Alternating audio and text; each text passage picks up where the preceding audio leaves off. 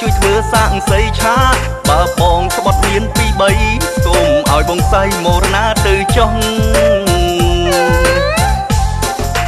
ជឿតែណាប្រលឹងបរងទីក្រុងប៉ុនខាងវាចាបងអើយកុំមកស្នេហាខ្ញុំចង់ប្រាប់ថាមិនត្រូវការទេអញជើញរកគេផ្សេងទៅថាទូខ្លាចគេក្រែបលំអងសូមប្រាប់ដូចល្អម៉ាក់ដឹងម៉ាក់វាយបើអូនខ្លាចម៉ាក់ម្លឹងអ្នកបងប្រាប់ឲ្យដឹងប្រយ័ត្ននៅព្រៅ